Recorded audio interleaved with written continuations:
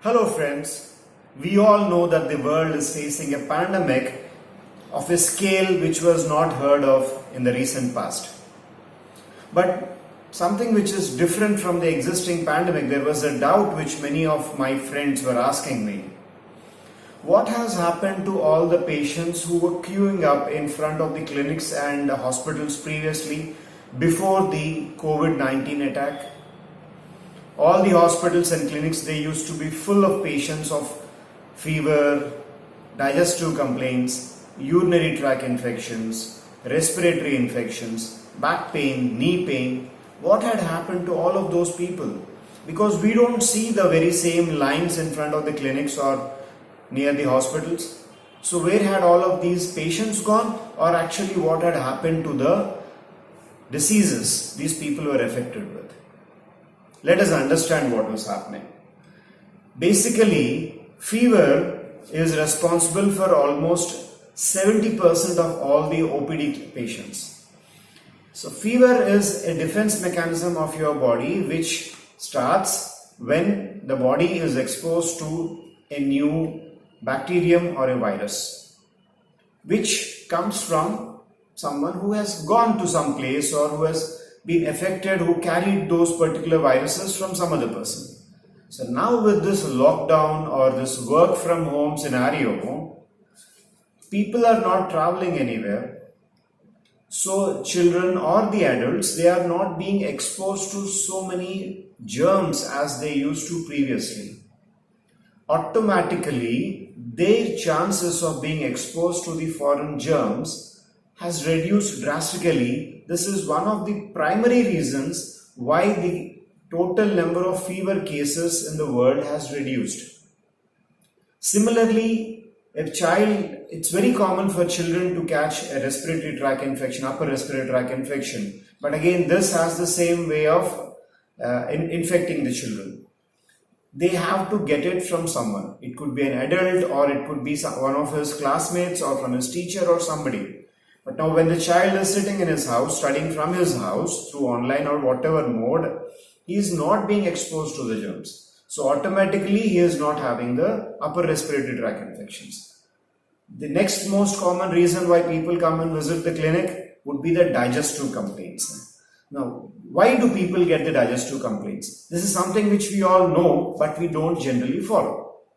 Digestive complaints affect a person because of the food which he has taken.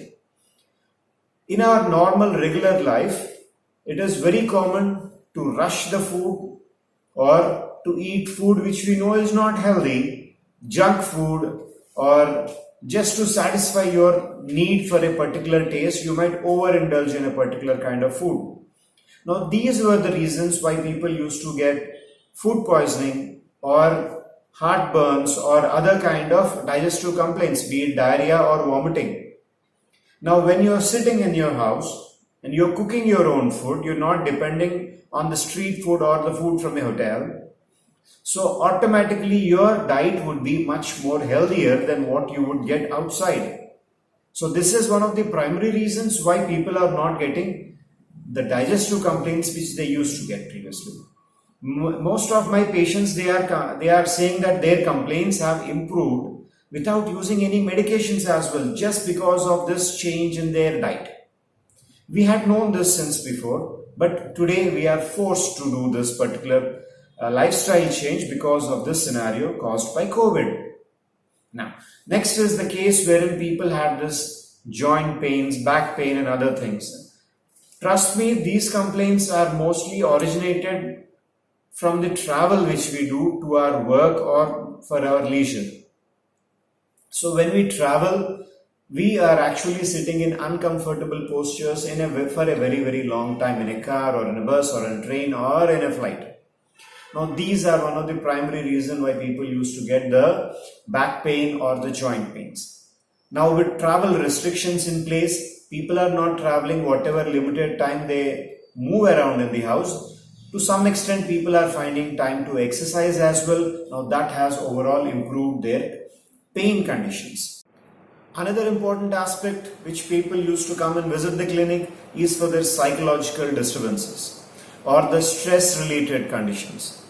Now, yes, we know that because of this lockdown scenario, the finances and other things will be affected. That's further later on. Right now, people are spending time with their family, with their children, with their wife, with their parents, wherever they are living, and they are happy not to have got in contact with this virus.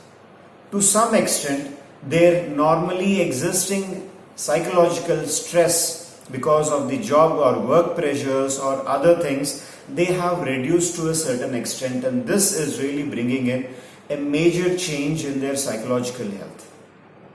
So now if we can break down all of these things, if you have noticed that the fevers have come down, the gastric complaints have come down, your pain complaints have come down, the psychological stress has come down.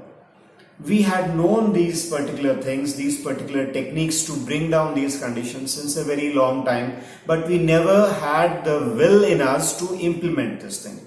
Nature has forced us today in the form of COVID-19 to see that we follow a healthy lifestyle. Remember something, COVID-19 is not something which we would just vanish away because of our wishful thinking. This is here to stay. So just like how a few decades ago HIV was something which was talked about all over, similarly today COVID-19 has arrived, and this would remain in this world for a very long time to come. So what are the precautions to be taken? What are the lifestyle changes which we need to implement in future? We'll talk about that in tomorrow's video. My name is Dr. Suresh Somyajula, and if you have liked the video, please subscribe to this channel. Thank you.